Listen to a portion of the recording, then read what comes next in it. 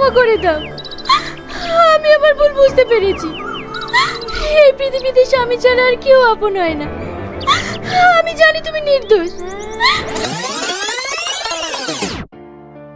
আসসালামু আলাইকুম।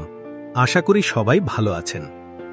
আজকে আমরা কথা বলছি আমার কি দোষ নাটকের ৩ নম্বর পর্ব নিয়ে।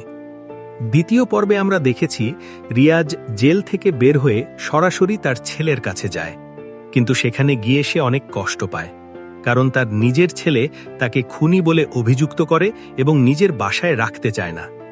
এই কথাগুলো রিয়াজকে ভেতর থেকে একদম ভেঙে দেয়। এরপর রিয়াজ চলে যায় তার কাকার বাসায়। সেখানে গিয়ে দেখে তার কাকা অনেক অসুস্থ। কাকার এই অবস্থায় রিয়াজ খুব চিন্তিত হয়ে পড়ে।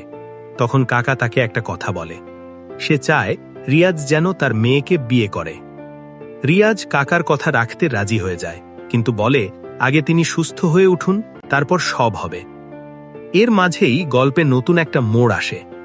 রাস্তায় যাওয়ার সময় রিয়াজের সাথে এক অসহায় মেয়ের দেখা হয়।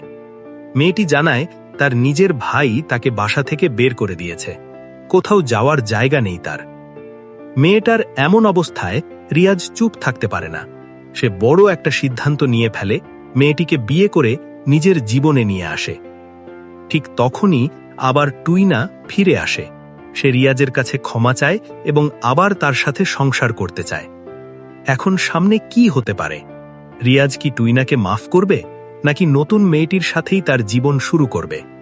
আর যেই খুনের অভিযোগে এত কিছু হলো, তার আসল সত্যটা কি? সবকিছু জানা যাবে ৩ নম্বর পর্বে।